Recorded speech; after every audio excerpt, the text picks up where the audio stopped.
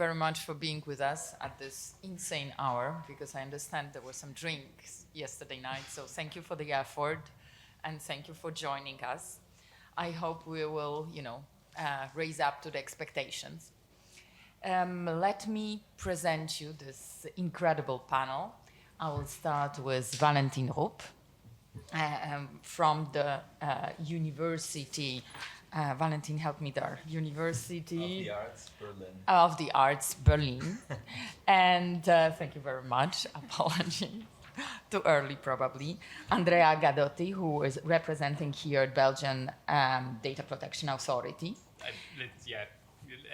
I'm here, let's say, in my capacity of honorary research associate at the Imperial College and scientific advisor to the Well, yes. Then I probably disclosed some kind of sensitive information. Andrea also works for Belgian Data Protection Authority.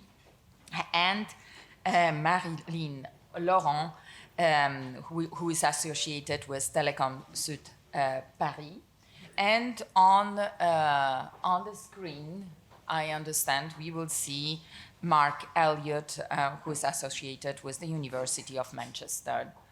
He is not, and we cannot connect. Well, it will come. It will come. Probably everything is anonymized efficiently, and therefore we cannot get the connection. Well, so again, welcome to this panel, which will address questions of anonymization, which is also in the light of the latest developments in the case law, a very interesting and challenging topic. On the question of if a data is anonymous or not hinges the application of the GDPR. When the data is anonymous, it is no longer protected by the GDPR. It's not longer protected by our fundamental right. Therefore, the possibilities, the challenges to anonymize data, to maintain the data anonymous, also in the light of the criteria of the GDPR, and here, of course, I think about the recital 26 in particular, will be addressed by this panel.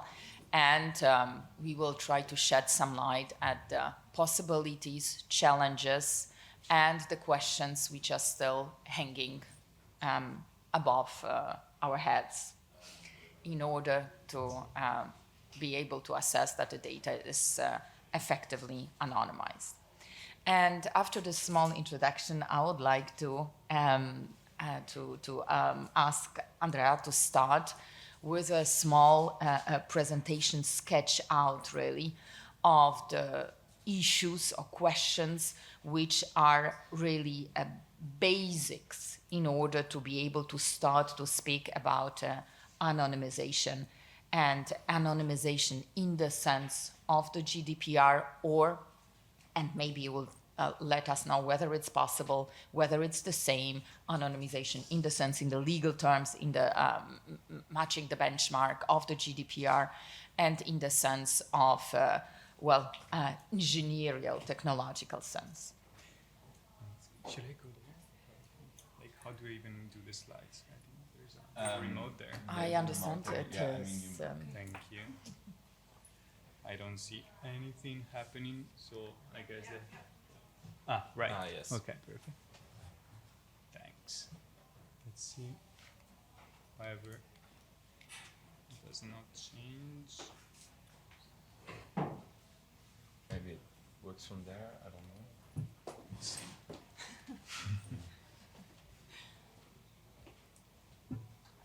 No. The precision. Maybe I need to turn it on.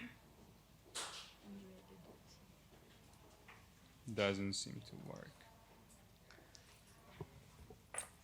Maybe we can get some help concerning the slides. It would be really unfortunate because Andrea worked on it yesterday night. Until midnight, so let's yes. honor this work. Until midnight. I don't know where the remote is supposed to work, but it doesn't seem to work. Just ask us to forward that. Yes. Yeah. I mean, there are some animations, so like we'll try to make it work. Okay, well, first of all, thanks a lot for Valentin for the invitation. I'm happy to be here, and thanks for the patience also, regarding my participation here. I need to make a quick disclaimer that I'm working for the European Commission right now, but of course I'm not here in that capacity, and also of course I do not represent the position and the opinion of the Commission. So the presentation is about modern anonymization for modern data. Please, next slide.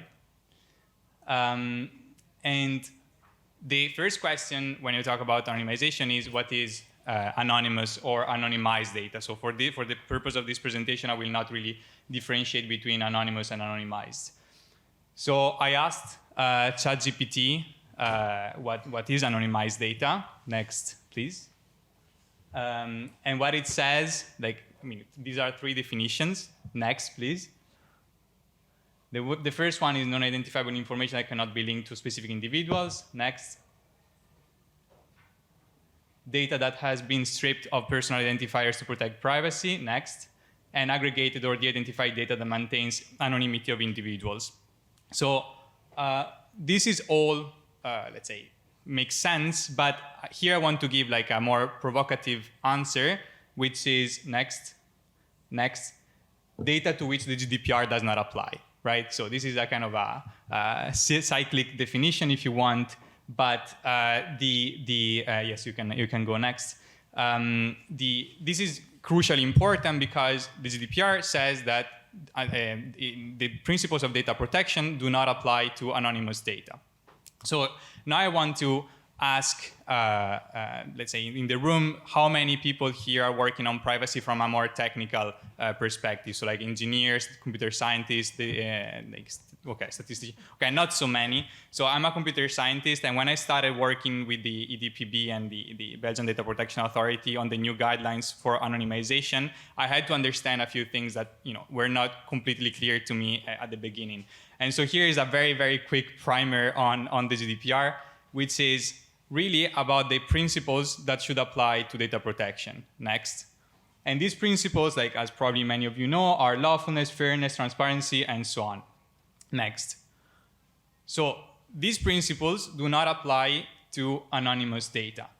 What does this mean? Well, here we have a few examples. Next. The first one is that, for example, there is no need to ensure transparency of data processing. So in particular, there might not be no need to meet the reasonable expectations of the data subject. Next, then there is no storage limitation, which means that potentially data can be kept indefinitely by potentially anyone, let's say also the controller. Next. Also, there is no need to ensure confidentiality, meaning that the data could be shared with anyone, including outside of the EEA. Of course, all of this, and also accountability, if things go wrong, it's not clear who's accountable, who's responsible for that. And all of this, next, apply, of course, as far as the GDPR is concerned. There might be other legal framework applying here, but as far as the GDPR is concerned, this is all true. Next. So this is quite a lot of stuff. There is clearly a very big difference between personal data and anonymous data. So what does the GDPR say about anonymous data? How does it define it? Well, Article 4.1 says that personal data is any information relating to an identified or identifiable natural person.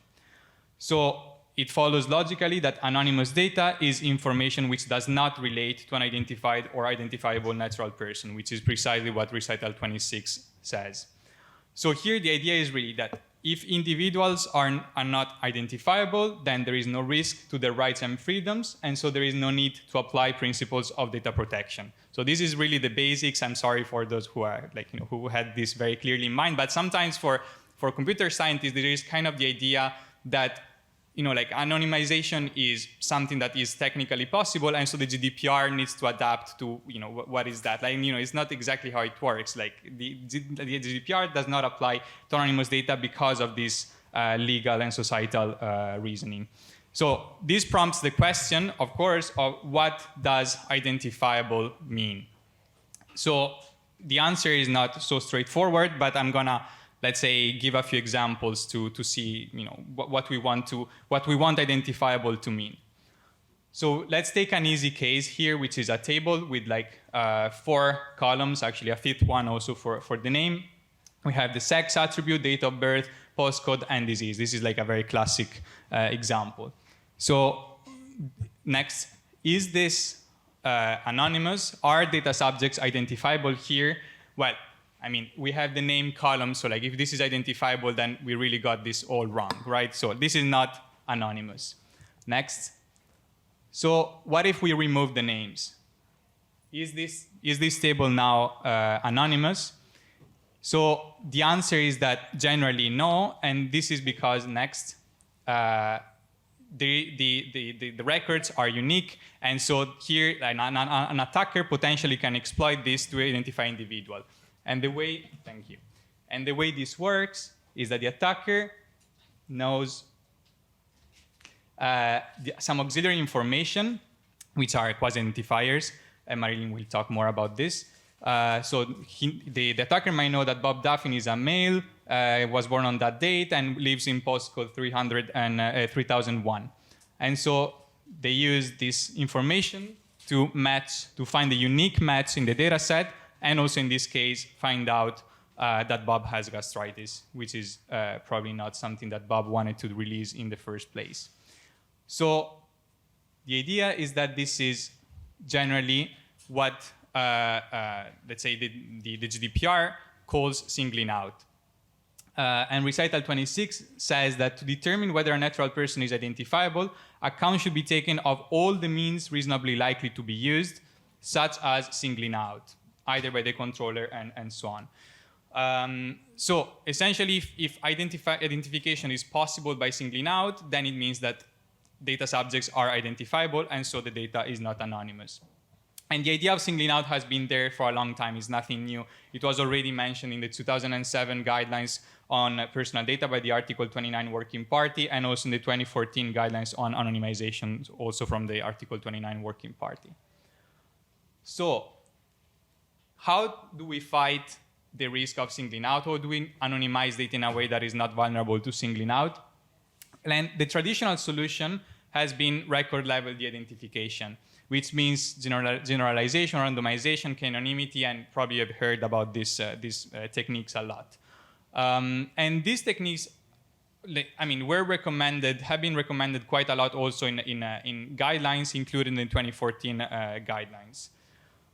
So what this means, for example, is that we take the previous table and we generalize the attributes. So we turn, for example, the date of birth into year of birth and the zip code into the city. Actually, in Europe, we say postcode. And so the idea is that now records are not unique anymore, and so you cannot really identify anyone anymore. That's the idea. So is this really anonymous to the standard of the GDPR? I'm not going to answer this question today, but I want to focus on a different, let's say, a related question, which is, okay, let's assume that this is anonymous now, like the table on the right is anonymous. So what happens if instead of 4 columns, we have a lot more columns? So instead of just one disease, we have the full medical history of all the data subjects. So now doing that kind of anonymization using record-level de-identification that I showed before is a lot more challenging. And the same is when you speak about big data, for example, location data. So that kind of generalization does not really buy you much. And this is supported by a lot of papers that were published in the past 15 years about essentially how dimensionality of the data, so how many columns you have in your data set, really destroys the approach, the traditional approaches to anonymization. And so in the end, this means that record-level identification is not fit for modern data. So this is really the main takeaway. And what this means for looking forward for anonymization practice and also policy, so in particular the forthcoming guidelines on anonymization, is that the dimensionality problem must always be considered. So like every time we say something or we think of a possible solution, we have to think, okay, how does this apply to a case where the data is high dimensional? Because in the end, this is the most common type of data nowadays. So this means that modern data requires modern approaches and modern anonymization techniques. But also keeping in mind what this is all about, which is really that anonymous data does not require the principles of data protection to apply. And this is it. Thank you.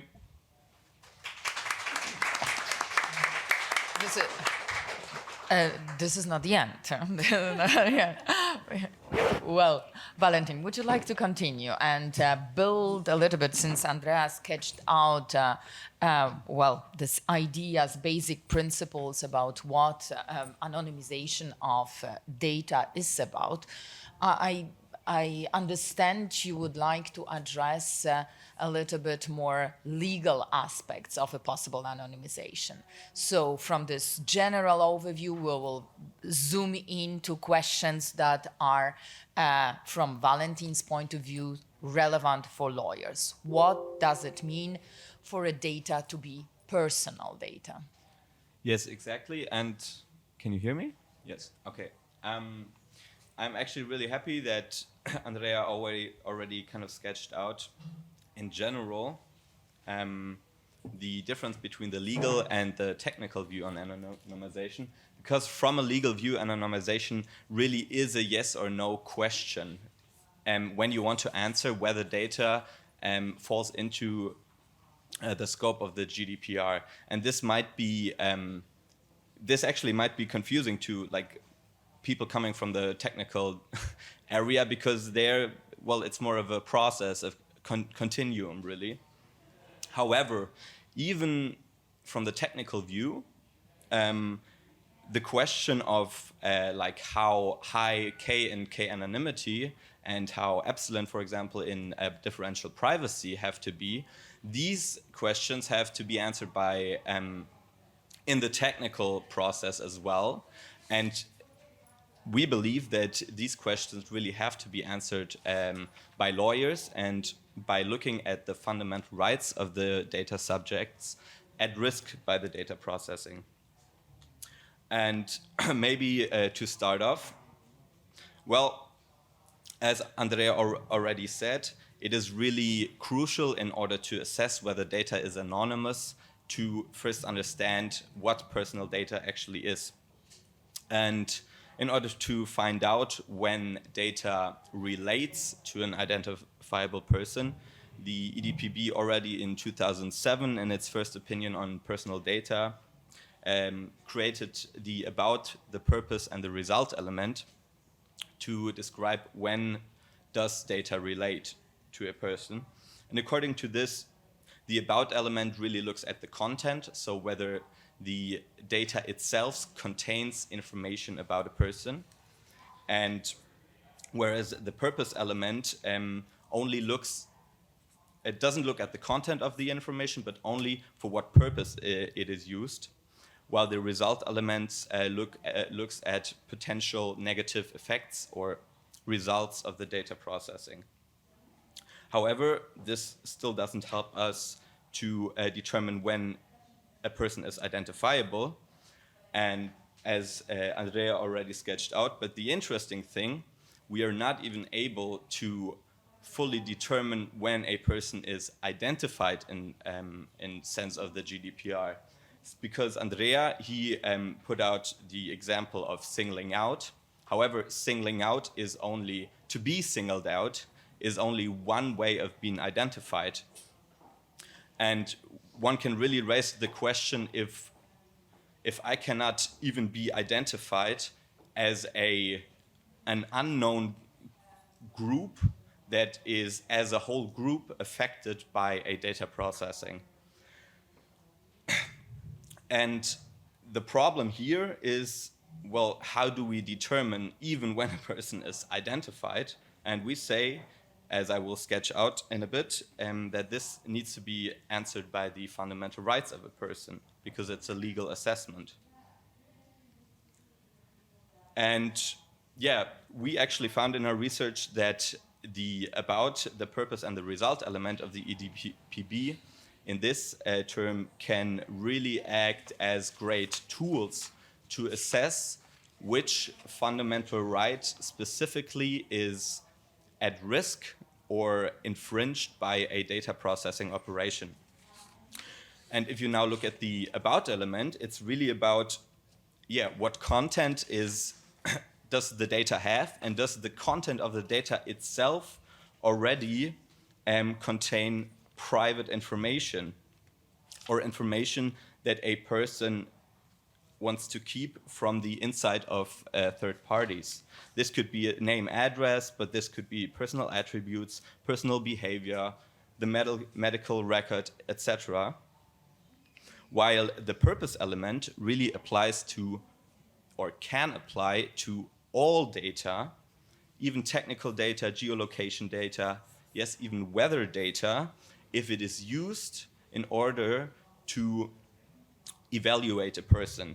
And to give you an example, if you imagine a state collects a bunch of geodata, a bunch of weather data to determine flood zones in an area where there's a very high likeliness of floodings. Well, this data, of course, is not personal data.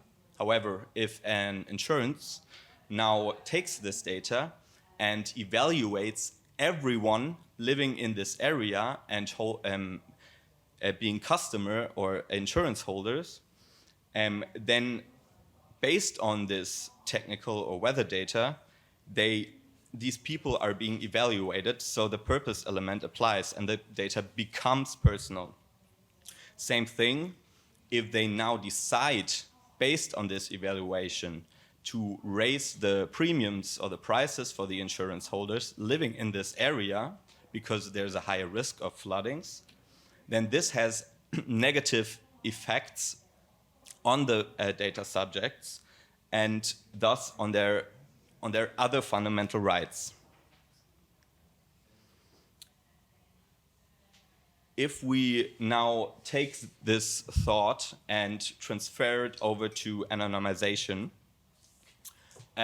we found actually one interesting thing, and that is that the common anonymization measures are pretty much only affecting or mostly affecting the about element, and that being the privacy of a person. And well, it does affect, of course, it can affect, of course, all fundamental rights, but anonymization is only able to get completely rid of risks concerning the private life or the about element. And this is because, as I explained in the examples on flood zones earlier on, because even highly statistically aggregated data can in the end be used in order to evaluate a person or have negative results on a person, and thus become personal data again. So in the later two cases, the real identity of a person isn't really relevant in order for data to be considered personal data. So how does that use us?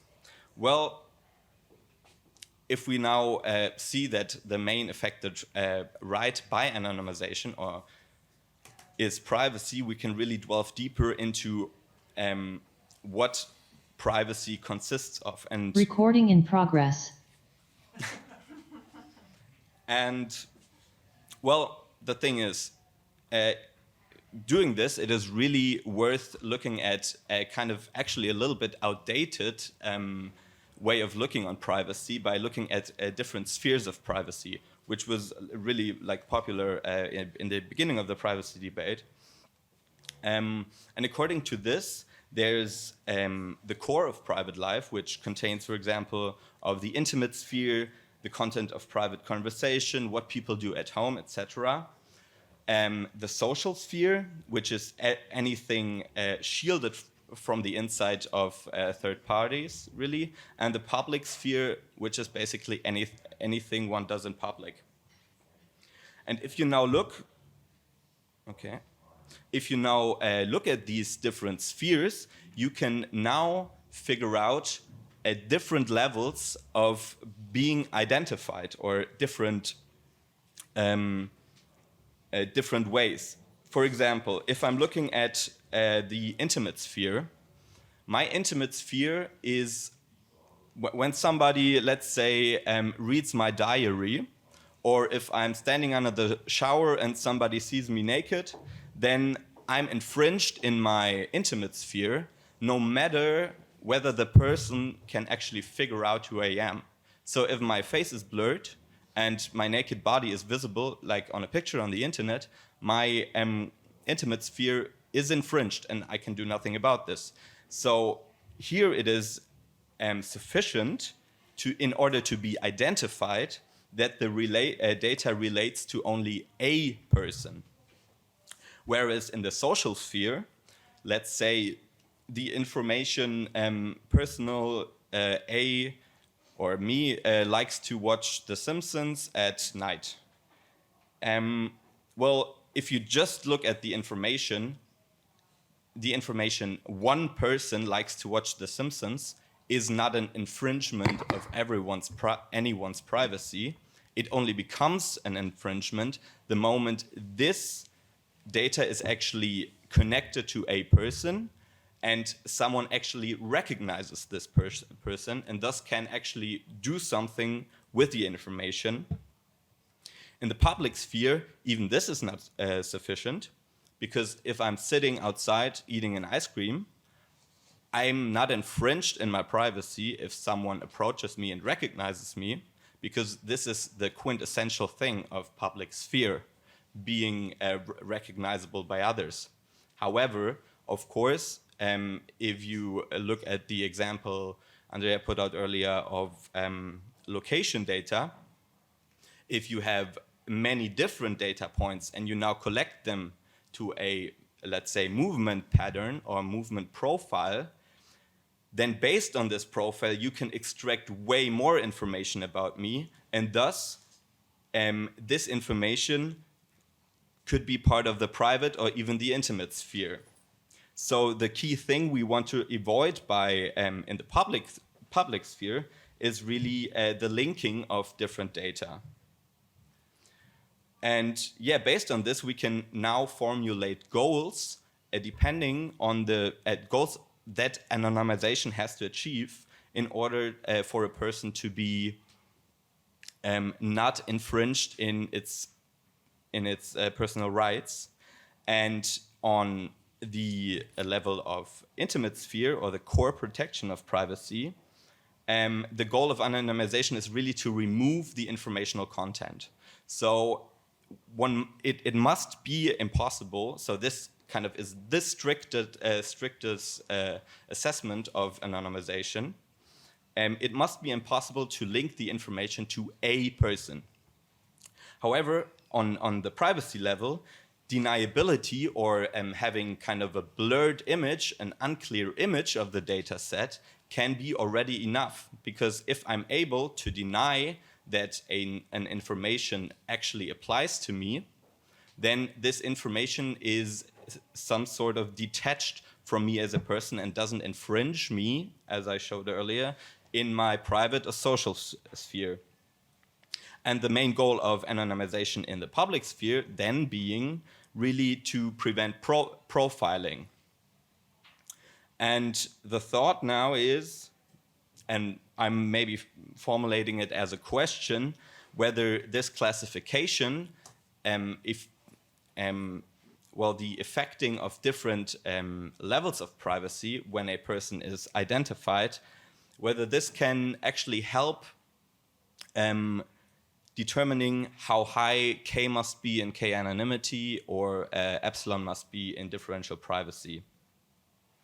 And this is it from my part. I think I'm on time still. Perfect, very Okay. good. And since we still do not know whether Mark can connect with us, oh yes, he can,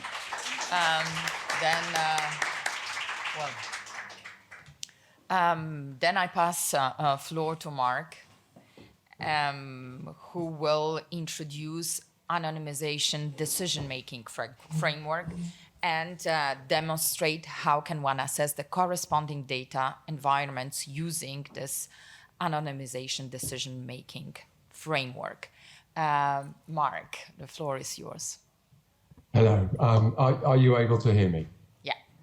Great. As you may gather, we've been having some technical problems and we've only just sorted it out. So I just need to spend a moment now just getting everything ready. Okay.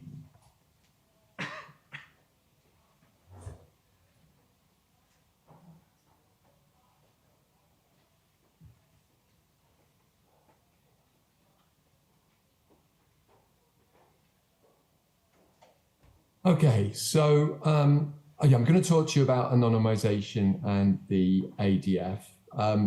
There's a lot of information in the slides. I won't necessarily dwell on every slide, but then there are available, I believe, if anybody wants to dig a bit deeper. So I'll briefly introduce you to the UK Anonymisation Network, who are the owners of all of this material. And I'll talk about what my perspective is, and then its perspective of the network on what anonymisation is. It's something which is often misunderstood. And then I'll give you an overview of the anonymisation decision-making framework.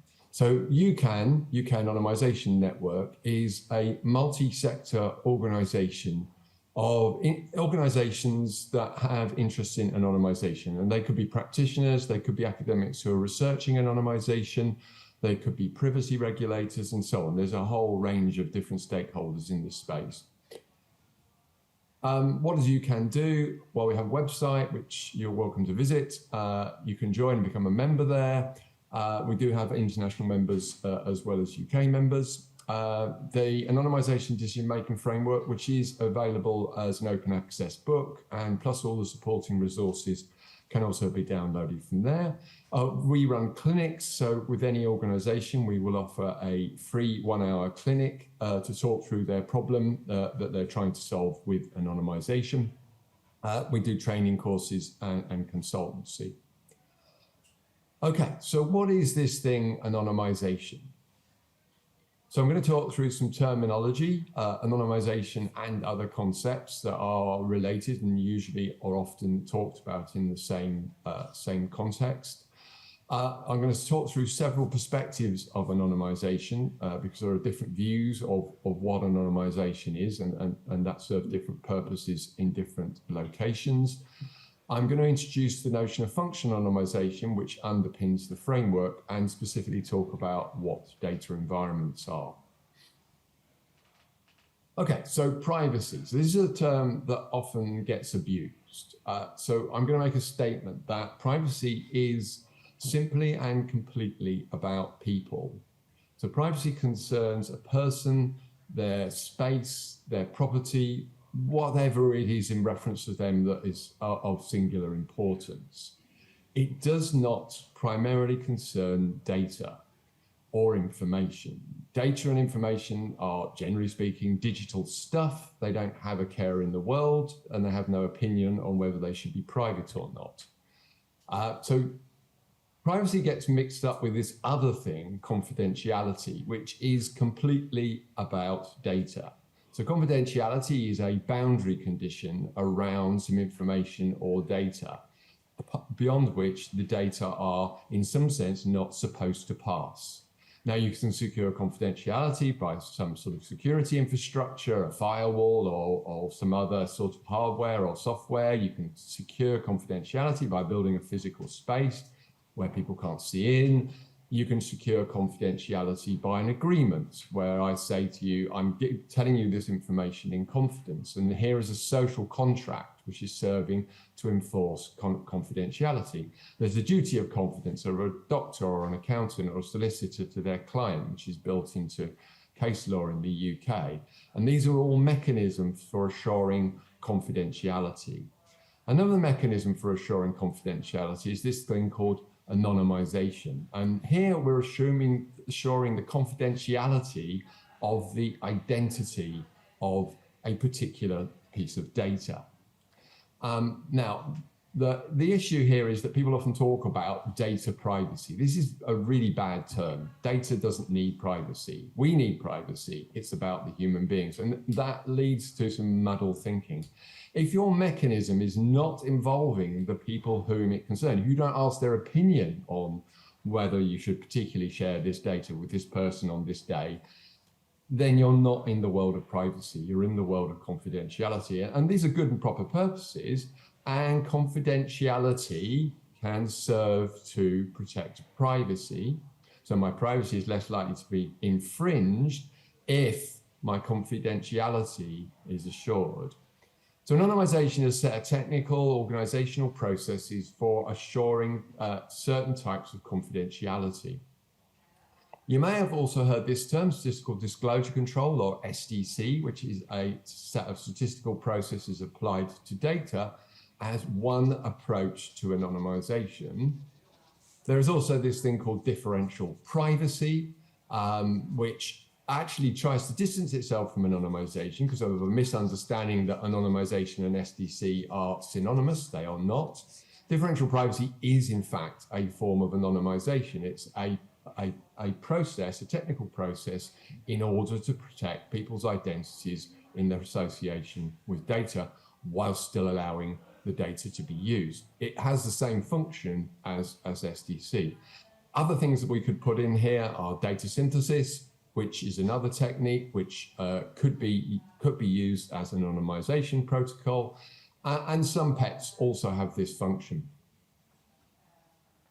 So I'm not going to talk about privacy anymore because primarily, as I've stated, we're in the game of assuring confidentiality.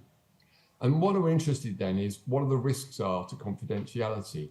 Now, there's an interesting thing that goes on in this particular industry, which doesn't really happen in any other mature industry, where we talk about risk and actually we tend to be talking about likelihood. There's a completely separate conversation where risk is actually talking about harms. But generally speaking, when we're talking about risk to confidentiality, we simply talk about likelihood. And a mature version of this would also talk about impacts. We're assessing risk. We want to know not only how likely is it something has happened, but also how bad is it if it happens. Now, another thing that happens is people confuse could and will. So what do I mean by that? So I'll go out for a walk when I finish with this session. And could I be hit by a meteor when I go out for my walk? Yes, I absolutely could. It is a possibility. Is it a possibility that I'm going to take into account in any way, shape or form when I'm on my walk? No, because the risk of it is so tiny that I am in no sense meaningfully able to conduct my life considering those types of risks. And this is because I'm answering the will question. And for all intents and purposes, for me, will I be hit by a meteor when I'm going for my walk? No, I won't. And that is the really important distinction, because a lot of the technical processes, and differential privacy is an example of this, try to answer this could question. And they have to do that in order to provide a guarantee, which is the underpinning of a lot of those types of technical processes. And the guarantee then has unfortunate consequences. Now, the other thing is to say here is that we don't take account of impact. And I'm going to just sidetrack onto something slightly different now. So this is an equation that was created by Marsh et al. In the 1990s. And there's nothing wrong with the equation. It's perfectly well formed. Probability of identification equals probability of attempt multiplied by the probability of identification given attempt. Now, the problem with this is that the last term on the equation is reasonably easy to get a handle on, right? So there's lots and lots of stuff. This is what SDC does. It tries to calculate that term. The problem with the equation is that the second term, the probability of an attempt, nobody knows how to calculate that. It isn't a meaningful way of calculating what the probability is that some attempt is going to be made. And as a consequence of that, it tends to be treated as if it's unity. And therefore, the probability of identification is actually the probability of identification given attempt. And this is probably not true. It's certainly an overestimate. In other words, we're creating biased measures of risk. There are other problems with this as well, but I'm not going to dig too far into that. The other issue is that we don't have a way of measuring impact. We don't have a way of measuring the actual impact of privacy. There are various attempts with the economics of privacy to put sort of monetary values on that and so forth, but they've never really got to anything which is unequivocally accepted. So what tends to happen, and data owners, in default of having any kind of sensible way of measuring this, is they tend to treat it as apocalyptic. So it's effectively, the impact is infinite. And so we might say that they're treating a privacy breach as being equivalent to a nuclear power station blowing up. And clearly this is nonsense, okay, because nobody would assess the risks in a human sense in that way. So what we do at Manchester is we don't try and measure these things, instead of which we conduct very thorough scenario analysis of any particular event. So we say, what specifically, and this is what I say, a question I'm always asking my clients, what specifically are you concerned about happening? Be specific. What sort of person is going to be attacking your system? How are they going to do that attack? What are their motivations for doing that? What are they trying to achieve? There's a whole framework within the framework of scenario analysis. And that enables us then to pin down specific things that we are trying to prevent. And that becomes a much more tractable problem. Then you can think about, what are the precursors? What has to happen in order for that event to happen? So that's one of the things you can then interrupt. And what are the consequences? So what happens next? And I'll go on to that a little in a moment. So what's anonymization in this context? Anonymization is a process by which personal data are rendered non-personal. And by this, we mean we make it very hard to re-identify someone. Now, it is a process, not a state of the data. So be very careful when using terms like anonymized. Now, we do use the term anonymized, but we use it in a specific way, which I'll come to in a moment, but generally try and avoid this. Talk about data that have been through an anonymization process. And you know that you're going down a rabbit hole with this adjective when you get truly anonymized brought into the conversation, because this is clearly meaningless, right? Truly anonymized, that's just anonymized. There is no difference. Something is either anonymized or it's not. And truly anonymized is now trying to say, well, look, what you're talking about isn't real anonymization. I mean this, and it's a very dangerous track to go down. And the rabbit hole gets worse when I hear something like this, which is something I heard a few years ago, really truly anonymized, and is spiraling into something which ceases to mean anything at all. So don't use this as a success term. Don't use it as a term, say, I have now finished doing this now, because there are all sorts of issues with that.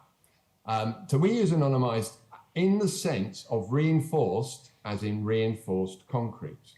So you don't expect reinforced concrete to withstand, a building made of reinforced concrete to withstand being hit by a meteor, but you do expect it to withstand the day-to-day wear and tear that it's going to be subjected to.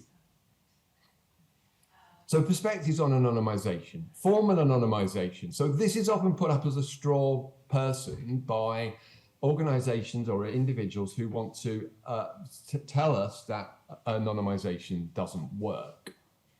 And it's basically the removal or masking of identifiers, which sometimes gets called pseudonymization, although in GDPR that has a broader meaning.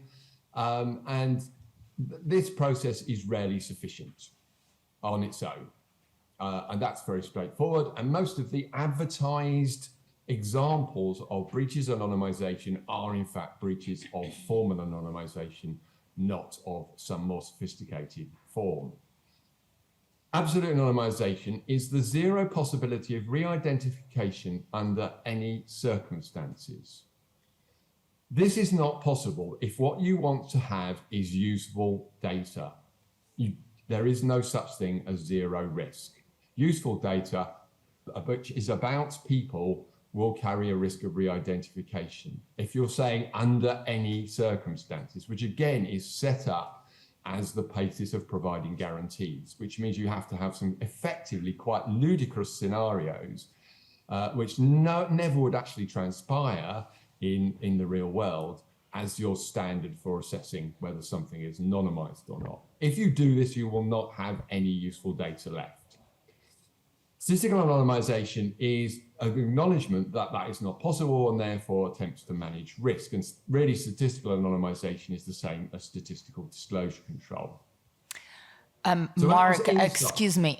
I think we will have to head towards the end of the presentation. Would you mind to address in few words the framework? And you have 3 more minutes. Okay, I was about to move on to the framework. I'll skip over these slides then. Well, indeed, yeah. Yeah. Okay. This is very brief. So if you're handling personal data, how do you deliver your responsibilities? First of all, you need to understand how a confidentiality breach may occur, understand the possible consequences of that breach, and reduce the risk of the breach occurring to a negligible level. Now, this is a term that's agreed with our Data Protection Commissioner. It's negligibility is a risk that a reasonable person would ignore. So what's the ADF? It's a system for delivering these responsibilities. There are tools for developing anonymization policy, practical tools for understanding particular data situations. And we are managing confidentiality risks, both likelihood and impact. It was created through a series of stakeholder workshops between 2012 and 2016, and the collation of that thinking was drawn into a book. We took review of the place of the ADF in 2018-2019 with input from 3 of our advisory groups. And this was really just a necessary change in order to take account of GDPR and indeed some changes in national legislation as well. So we have a new component structure, and we've done various things to the actual framework itself. So it's definitely updated and refreshed. There are new concepts, and the legal material, which was previously a single component, is now a parallel structure that runs through the whole of the framework. Okay, so here's the framework in a nutshell. It's a 10-step process, and it basically consists of 3 blocks of steps. So the data situation audit, which is useful as a standalone activity, and it's essentially what we do with clients as we go through their problem, is a way of evaluating whether you need to carry out a detailed technical risk assessment. So you go through these steps, you set up everything that you need to set up, and then there's some evaluation tools for assessing whether a full risk assessment is necessary. Then you carry out the risk assessment. If it is necessary, you may exit at stage 6. At stage 7, you select the processes that are proportionate to the risks that you're trying to manage, and then you implement those. There's this final stage to do with impact management. And I haven't got time to go into this, but there's a whole way of thinking about this, which involves managing the risk not only by altering the likelihood, but also altering the impact should the thing that you're concerned about happen. And obviously we're in the game of risk management, so a risk can actually happen, and therefore you need to be properly prepared to do that. And that is part of your responsibility as a data controller under GDPR as well. Okay, I will stop there. Perfect. Thank you very much. Indeed, very interesting, although I understand that, well, maybe we can dive into what ADF is exactly about during the question time. But now I would like to turn to Maryline to share with us her views on the practice-oriented challenges concerning anonymization and the scalability, whatever it means in this context. So let us know. Good morning, everyone. So what you have to know also is that I am co-founder of a chair. And this chair is about values and policies of personal information. And as a co-founder, so I know pretty well the challenges in legal aspects and also in computer science aspects. So now let's jump into the subject. Yeah. So you had previous presentations on the one by Andrea. talking about anonymization process. So what you have to know is in the table, in the data set, you have different attributes. So you have identifiers, so he was talking about, which can directly identify a person. This is one point. And you have a number of other attributes, which can be named as quasi-identifiers.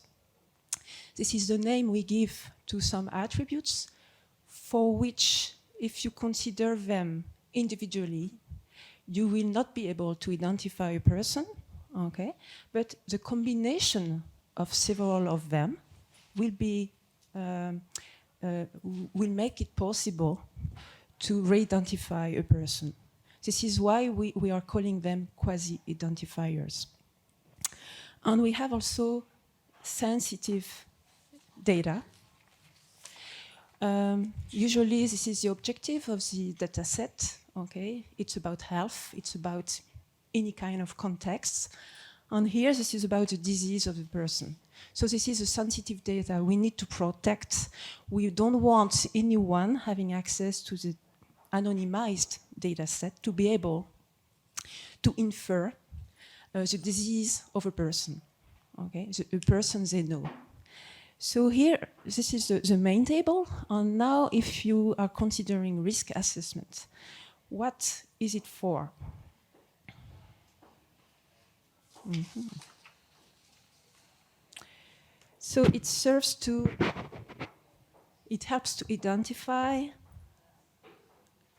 okay, the likelihood and the impact. This is what was talked about by Mark. And it helps to evaluate for each possible attack, okay, what is the impact of the attack, the likelihood of the attack, and what we are talking about when we are talking about re-identification attacks. Actually, it covers three kinds of attack. The first one is individualization. It's singling out. Okay, this is what was presented by Andrea first. We have also inference. Can we deduce something about a person, a disease, for instance? And we have also correlation. Andrea also talked about, you know, you have some auxiliary data you might know about person. You know that this person participated into this health study, and then combining these two information, you can say, this is actually I can't see very well the this is Jill, okay? So it helps to. So we need to have in mind these three kinds of re-identification attacks. Okay. Risk assessment also helps to identify whether a full anonymization process is necessary or pseudonymization is enough. Okay. What I mean is, in case, okay, you want to anonymize data, but you cannot prove that your anonymized data set is resistant against the three attacks I was presenting before. It means we have to go for a risk assessment. And you have to prove, demonstrate that the risk assessment is, the risks are under control. In that case, if you are demonstrating that risks are under control, you will be able to do pseudonymization. Okay. So this is, pseudonymization means you will work on identifiers. You will hide identifiers. Replacing identifiers, so this identifiable data, with some pseudo, with some new index, which does not refer to any person, okay? Something random, for instance. If you are able to prove that your anonymized data set is sufficiently resistant against attacks, okay, anonymization then is good for you. And it will mean that you will work on quasi-identifiers on sensitive data. It means you will transform this information. Doing what? This was presented by Andrea before, generalization. Okay, you are transforming a birth date into a range of age, you know, between 20 and 25, the location, very precise location, the zip code into a city, whatever. Or you can also randomize, okay? So it means introducing some noise into the database. So it means also degrading, okay, the quality of the data inside the database. So this is also another problem. Mm-hmm.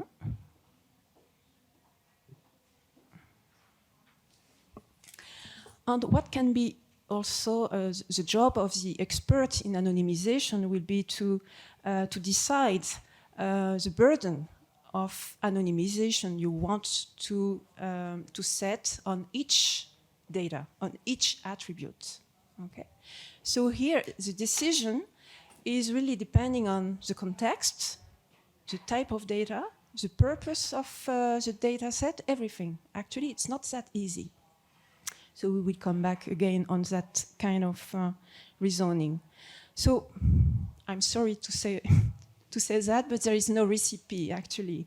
If you wanted to come here to have a recipe, no, I will not be able to give you this recipe. Why? Because it depends on the purpose, okay? We have to make a trade-off between utility and anonymity, okay? How much anonymization I want to do on a data set? You have to also to understand that it's better to store nothing than storing a useless data set, of course, okay?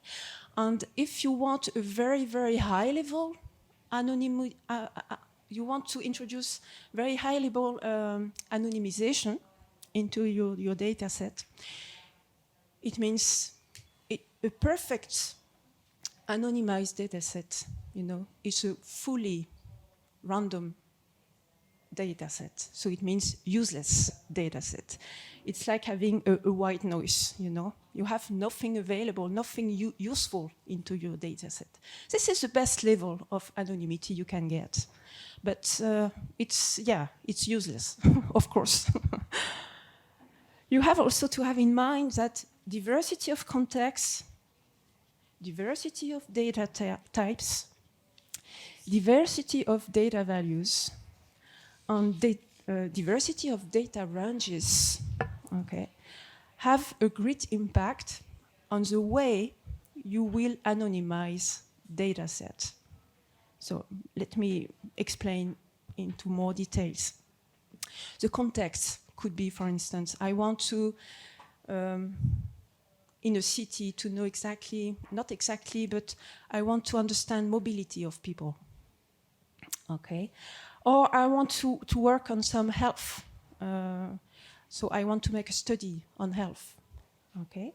So I will have different data types, okay? I have these different contexts with different purposes.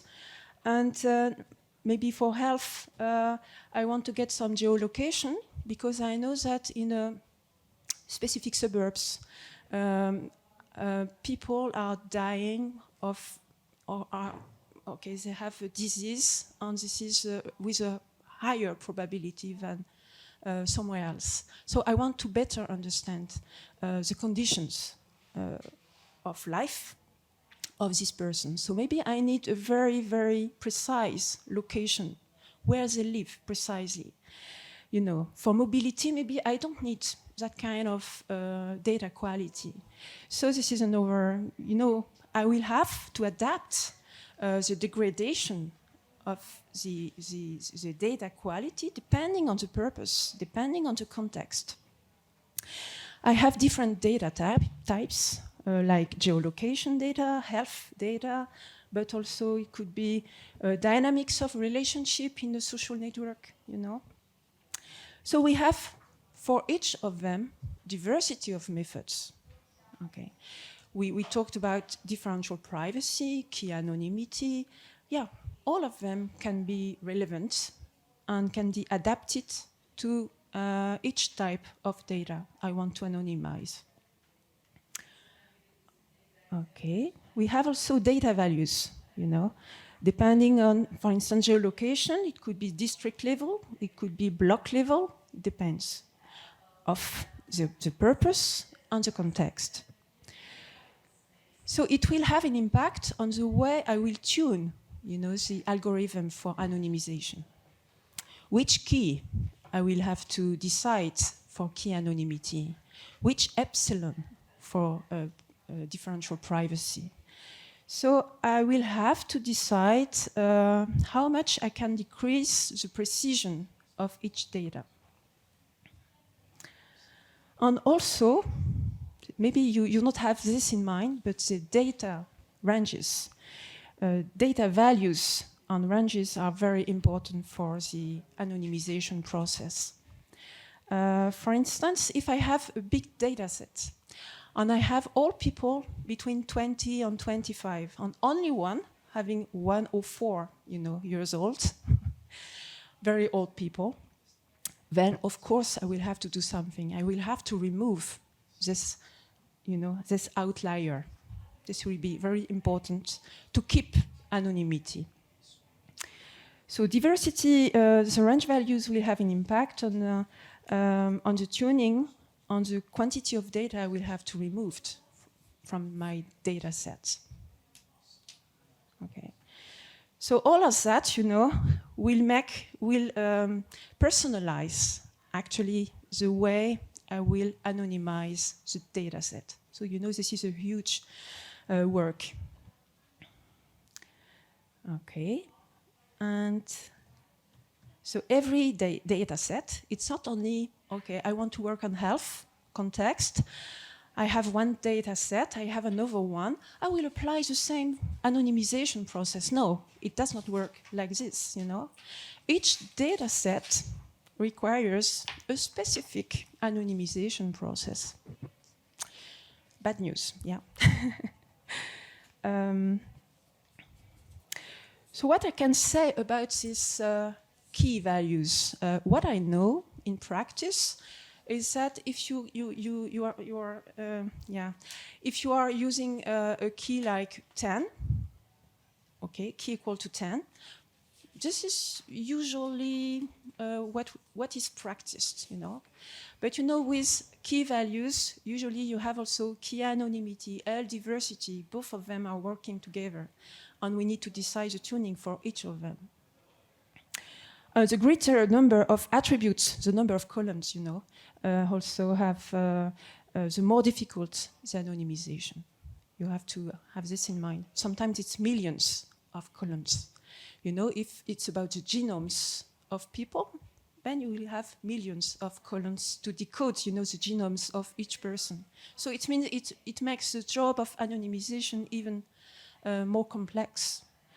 And of course, the number of individuals into the database, greater it is, the more difficult also the anonymization.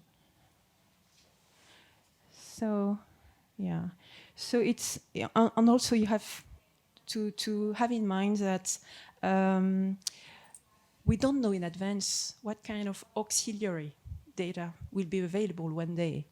So it's really difficult to anonymize at now, having no information on what kind of data will be available tomorrow, and which could be correlated with the anonymized data I will publish, or I will keep in my company. So recommendation, it's necessary to work in a binôme, usually. A business expert is necessary to know the context, to know the gradation of data which is authorized, which is permitted, to still have a useful data. And we have also to make this business expert work with an expert on anonymization, for him to know how to tune and which anonymization algorithm is relevant. Okay, we need also regulators and data scientists to work all together to conduct a risk assessment. So we had some presentation by Mark just before, and it will help to categorize also the data set. So it was done by Valentin, you know, how to categorize. We can have data which are revealing too much information about privacy, and so it can help, you know, deciding which weight of anonymization I will need on a specific type of data. It can help. Maryline, so that we can have still the possibility to, to have Thanks. some discussion and some questions. Maybe I will allow myself, and please, my excuse is to interrupt, otherwise it will be, the whole panel will be only about presentations. And here, since we have... I'm really very sorry, because I don't know whether there are already questions coming from the audience, or you are still thinking about the questions, and I will allow myself to kick off the discussion with a little bit controversial question, which was triggered by the presentation. So, anonymous data is useless. This is what you're saying. Not really. No. It depends how you are making the Then process. we want to protect the fundamental rights so much that we will produce just useless data. What do your panelists, Maryline, maybe want to start, and then Andrea, what do you think about this proposition? Yeah, I think you have to moderate. Actually, this is a trade-off. Everything is about a trade-off. So you have to decide what you want, what is the context, what is the purpose of your data set you would like to keep after, and this will give you some points to decide how much you would like to degrade. So the quality of your data. So how much you are able to degrade them. Indeed, is it not about what we want to know from the data? And the fact that this data, in the sense of the GDPR, does not lead to an identifiable person still does not necessarily mean that it is useless in this sense. Andrea, what do you think about it? Yeah, thanks for the question, Karolina. So I think there are two things to say, right? Like the first one is that anonymous data does exist. Like, I mean, we have seen it. So like, I think differential privacy kind of proves a point about that. Like, I mean, you can mathematically prove that some data is anonymous, like whatever that means, but like that provides very good protections that are, let's say, they meet the GDPR requirements for anonymization.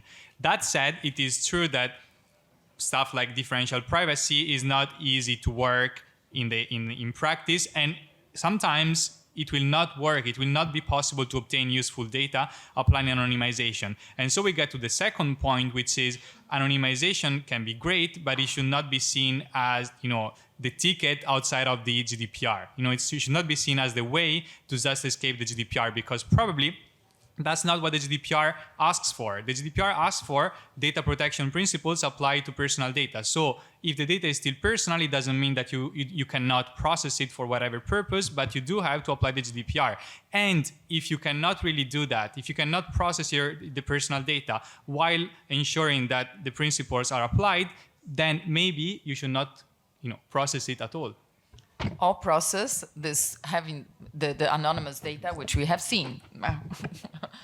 Valentin, you would like to add something? I would like to add something. And I think it's important that we don't pretend like every data processing environment we process data in is an uncontrolled environment. And I think this is why the approach of Mark is so important.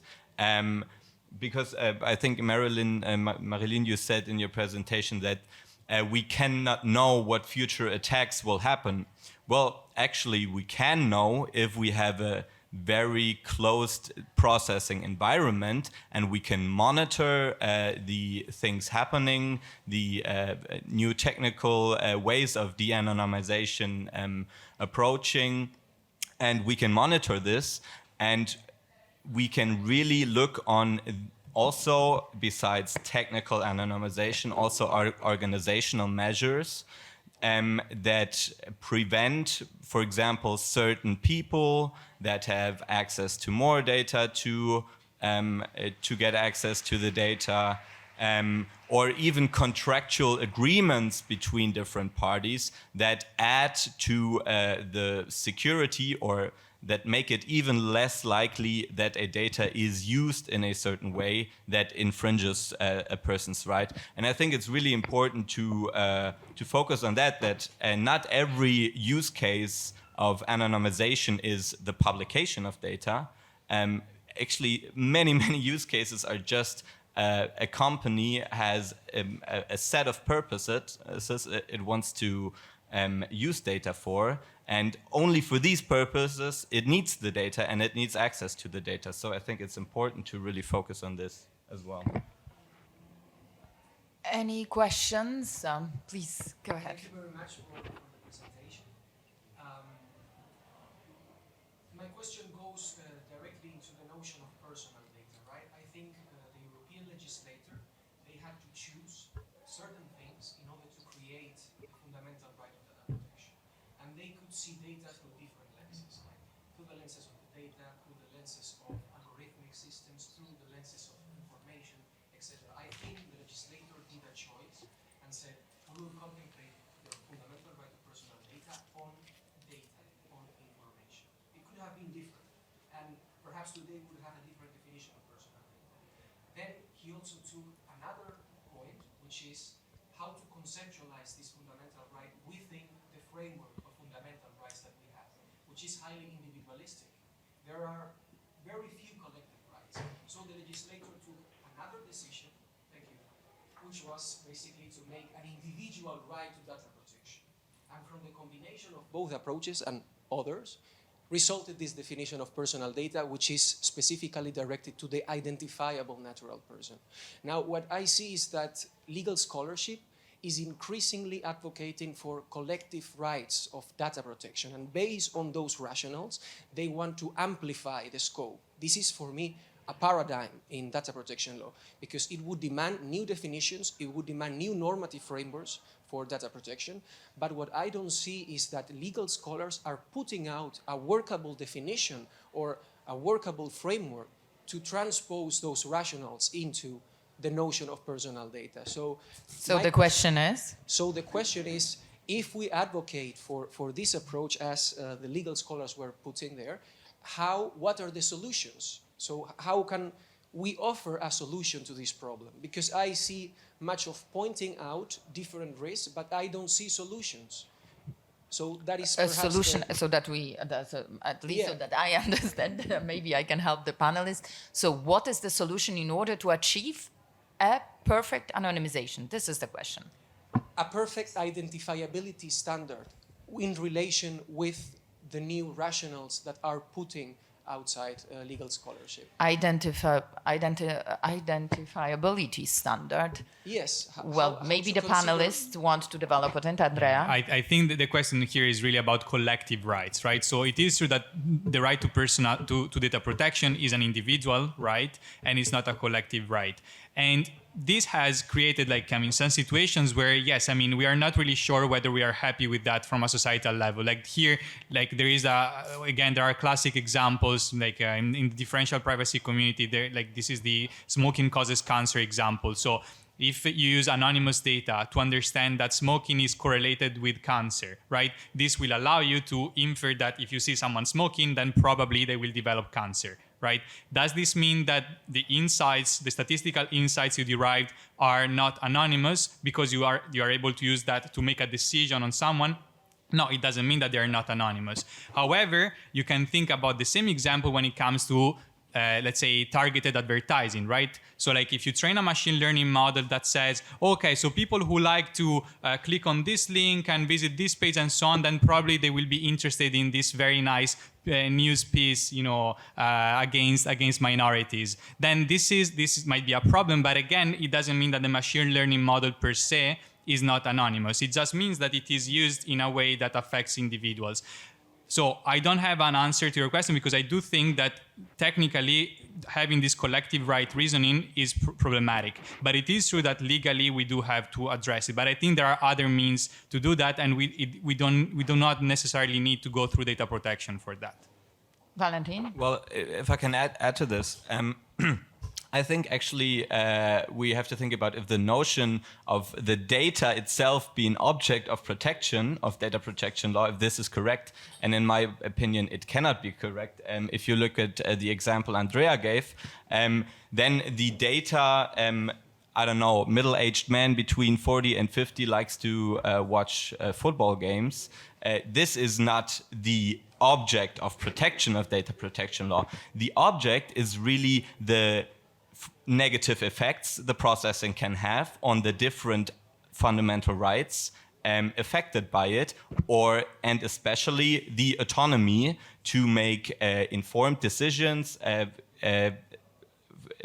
Let's say the example of targeted advertisement. If I know as a website user that I'm being shown a certain commercial because of certain information that is attributed by me solely based on my usage behavior. Okay, perfect. But then you are attaching everything to being treated negatively, negative effect. How does this work with Not only actually, with, if I just, how does it work with the notions used in the GDPR, which are very much about differential treatment? And that, is it not a broader concept than being treated badly or worse than somebody else? Yes, it is not only being treated badly, but as I put out, it is also one could actually argue that even if there is a beneficial outcome of data processing, I can be affected in my. Of course, I am affected in my right to data protection, and this being because. In the example Andrea gave, I'm being evaluated and treated, not negatively at all, but I'm treated on the basis of data, and this itself, makes me less powerful in vision of my counterpart having information. There we seem to agree. This is about this differential treatment, so identification, identifiability, so that somebody can be distinguished and treated differently. Any other questions? Please go ahead. Thank you so much as well. I would like to understand probably what we can expect from the EDPB in terms of guidelines for anonymization. Like, it seems to me that what I have seen right now is that there are concepts about not, it shouldn't be truly anonymization happening. Like, we should just refer to a legal answer of a yes or no anonymization, which for me it's still something that I do feel that if we're expecting from like these legal scholars to give us some guidelines there, if we just need to answer on a yes or no question to this anonymization process or not, what is expected from the EDPB is going to be more like a practical exercise based on like real cases, or it will be still continuing like a theoretical like a standard where there are multiple variables. So like, are we expecting like a real standard for companies, or what we can expect from you? Well, I don't think, if you allow me, Andrea, and then with, since the Commission sits with the EDPB, I think I can provide you with some information. I don't think, and it's already in the light of the fact that actually GDPR is technologically neutral. The EDPB will provide for a solution X or Y. And it's not possible in the light of the rapidly development techniques and so on. So I think this is how much I can go. What would you like to add, Yeah, Andrea? I mean, just very quickly. First of all, I cannot say anything about the content of the guidelines, but I can guarantee that Draft the guidelines. But I can guarantee that let's say the guidelines will have a lot of examples inside, and I'm really trying to push a lot for this, because I do agree that it's important. However, I mean, and this does not mean that anonymization is black or white in a way.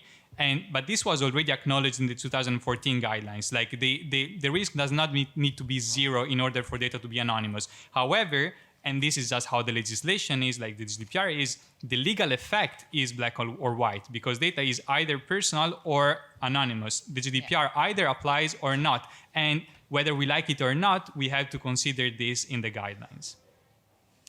Indeed, and here maybe small remark of what Maryline was saying. It was very interesting when you addressed the question. Well, when you do not reach anonymization, go for pseudonymization. From at least legally, these are very different things.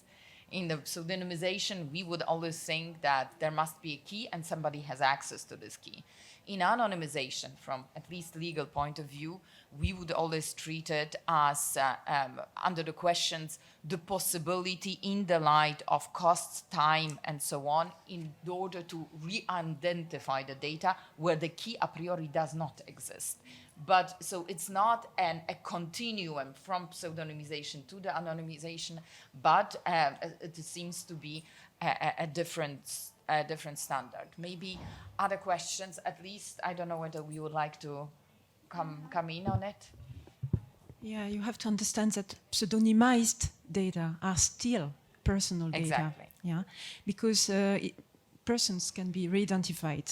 So it means if the process can be reversed, it means this is not anonymization. Anonymization means the process cannot be reversed, as Andrea said in the introduction. Yeah. Should not be reversed, yeah. but then the quality of the data for pseudonymized data is very high, of course, because you are not degrading at all the data.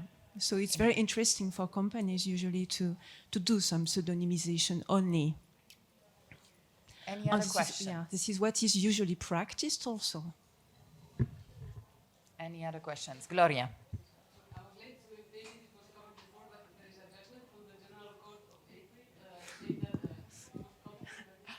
No, we did not. We didn't enter into the relative versus objective anonymization. Yes. So but any reactions? I understand you are going to speak about T557/20. Yes, well, I'm going to ask about this. Yes.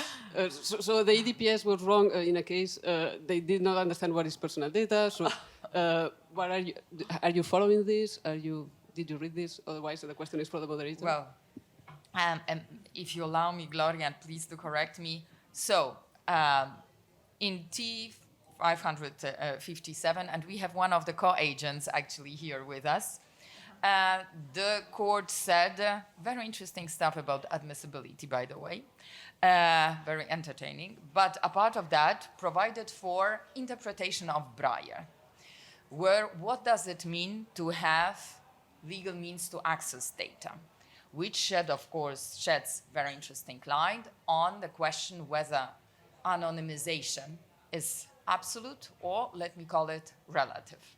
What do the panelists think about it? Would you like to develop on it, Valentin?